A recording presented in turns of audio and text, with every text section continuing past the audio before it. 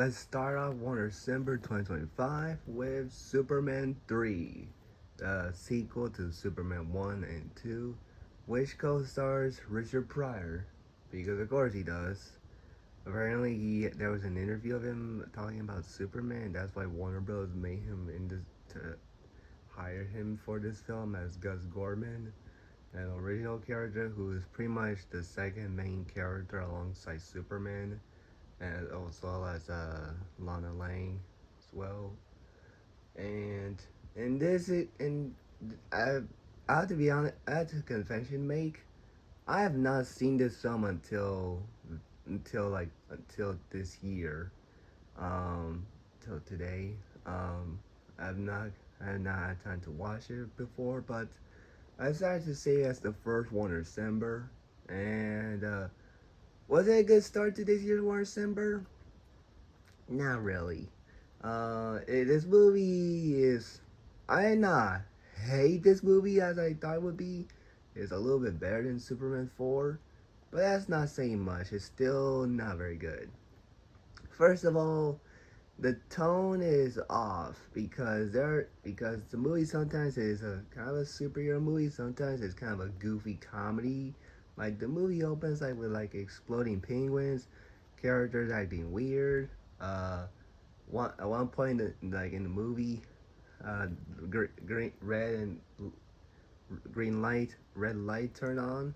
Meanwhile, a crowd of people are walking at the same time, and cars are driving. And the more green light and red lights happen, they get into a fight. The green light and red light go into a fight, and I was like, okay.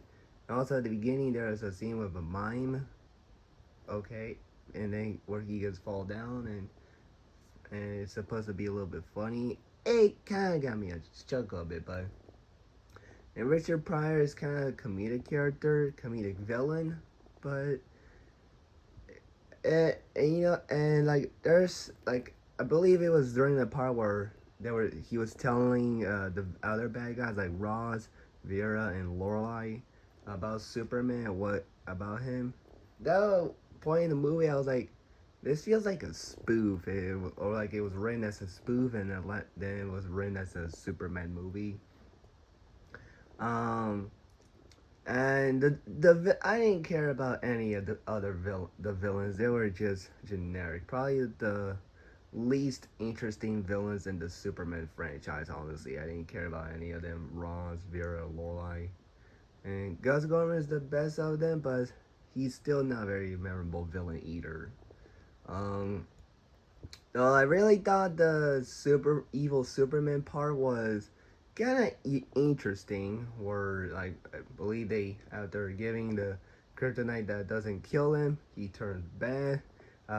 Gets falls in love with Lorelai and gets extremely drunk before getting into a fight with Clark Kent, which I gotta admit was probably the best part of the movie. I really liked that fight scene of Clark Kent and evil Superman. I thought that was mostly a fun action sequence, though there are some weird parts in like putting evil Superman in tires when he can just easily break them, which he did. But that was probably the best part.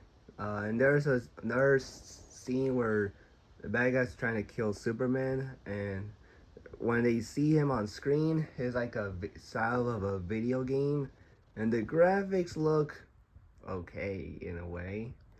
Um, and I thought Anna O'Toole, who later become Martha Kent, and also Beverly March, I thought she was a good Lana Lang. I thought she had some decent chemistry with Christopher Reeve. Well, who was still good in the movie. I don't think he's great as Superman. I do think Lana Lang is really good in the movie. I really thought she was good. And so is Ricky, her son.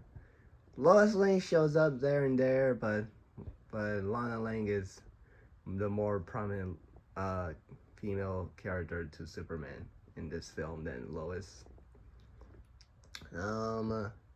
And so yeah, I gotta say, Superman 3 was not as bad as I expected, but still not a good movie.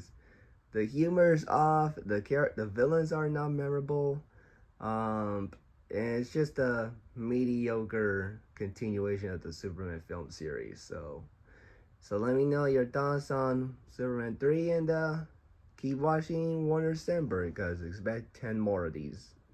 And stay tuned for Friday for the next episode.